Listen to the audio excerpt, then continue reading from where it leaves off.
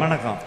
இந்த சுகர் வந்து இந்த காலில் இருந்தால் இந்த வீக்கம் இந்த கால் குத்தம் இருக்குன்னு சொல்கிறாங்க சில பேர். அதுக்கு என்ன சாப்பிட்டா சரியாகுங்க? அதை கொஞ்சம் நீங்கள் சொல்லுங்கன்னா கொஞ்சம் எல்லாருக்குமே நல்லதாக இருக்கும். நன்றிங்க. நல்ல கேள்வி கேட்டார். சுகர் வந்திருக்கு, கால் குத்துதா உங்களுக்கா வீட்டில் உள்ளவங்களுக்கா? ஆமாங்க ஐயா, அப்பாவுக்குங்க. ஏன்னா டைப் 1 டயபிட்டிஸே நிறையா சின்ன பிள்ளைகளுக்கே இருக்குது.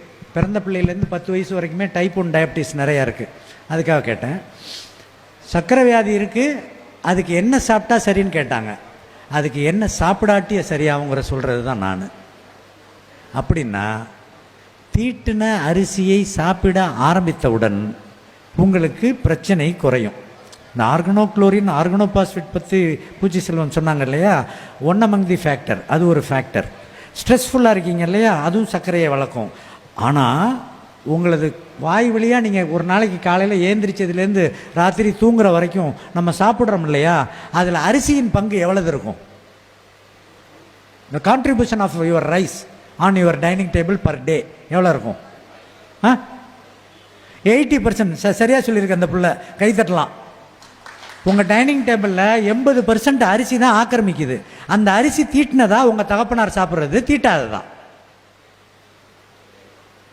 தீட்டினதான் ஏன் சாப்பிட்றாங்க? மிக அது அதை மாற்றினோடனே அவருக்கு என்டையர் சிஸ்டம் மாறும்.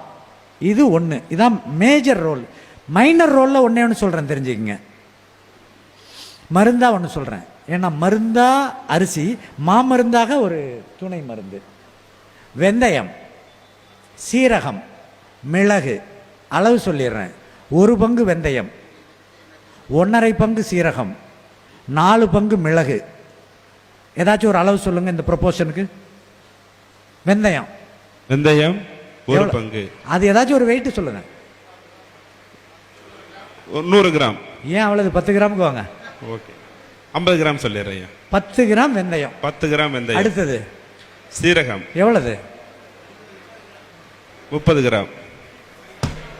என்ன கேள்வி கேட்டீங்க, நான் பதில் சொல்லிட்டேன். விழிப்போட இருக்கணும். அதுதான் வள்ளலார் சொல்றாரு, விழித்திரு, பசித்திரு, தனித்திருங்கிறாரு. உங்களுக்கு தானே நான் சொல்றேன். நீங்க படு அலாட்டா இருக்கணும்ல. உங்க அப்பா சம்பந்தப்பட்டது, அப்பாவை காவந்து பண்ணணும். அப்படியே ஐம்புலன்னு என்ன நோக்கி இருக்கணும். சரிங்க ஐயா. 1 பங்கு வெந்தயம், 1.5 பங்கு சீரகம், 4 பங்கு மிளகு. 1 பங்கு என்பது 10 கிராம். அடுத்தது சீரகம் எவ்வளவு? 15 கிராம். சிறப்பு. அடுத்தது மிளகு எவ்வளவு? பயந்துட்டாரு, வாத்தியார் மாதிரி திட்டம். 40 கிராமுங்க. நான் வாத்தியார்ல, உங்க சகோதரன் தான். 40 கிராம். அவ்வளவுதான். 1, 1.5, 4 என்ன கணக்கில் வேணாலும் எடுத்துக்கங்க. அதை ரோஸ்ட் பண்ணுங்க தனித்தனியா, அதை பவுடர் பண்ணுங்க, 3ஐயும் கலந்துருங்க. ஒரு டப்பாவில் வச்சுங்க. சக்கரை வியாதி மாத்திரன்னு பெட் ஃபார்மிங்க எத்தனை முழுங்குறோம், அந்த கருமத்தையே முழுங்குறோம்ல. அதோடைய கான்சிக்வன்சஸ் என்னன்னு தெரியாது. சர்வத்துக்கும் கேன்சருக்கு முக்கிய காரணம் அது. என்னால் எங்கே வேணாலும் நான் அதை தெளிவாக பேச முடியும். அனைத்து வியாதிக்கு மூல காரணம் இந்த 3ஐயும் கலந்து வச்சுக்கிட்டு டெய்லி 1 ஸ்பூன் 2 ஸ்பூன் சாப்பிடுங்க. இது எப்படி சார் சாப்பிட்றது? உரைக்கும். மிளகு கூட இருக்குல்ல, வாயில் போட்டிங்கன்னா புறையேறி போயிடும். குழம்பு ரசம் வைக்கிறீங்கல்ல, ரசம் ஊற்ற போகிறாங்களா உங்கள் அப்பா சாதத்தில், அதில் 1 ஸ்பூனை போட்டுட்டு மேலே ரசத்தை ஊற்றி பேசிச்சுக்கோங்க. எதுலையாச்சும் மிக்ஸ் பண்ணுங்க, தண்ணியில் கலக்கியாச்சும் குடிக்க வைங்க. ஆனந்தமான ஒரு விஷயம். இந்த மருந்து யார் மருந்து தெரியுமா? சொல்லுங்க ஐயா. சித்தர் மருந்து கிடையாது, பெருஞ்சித்தர் வள்ளலார் ராமலிங்க அடிகளார் மருந்து.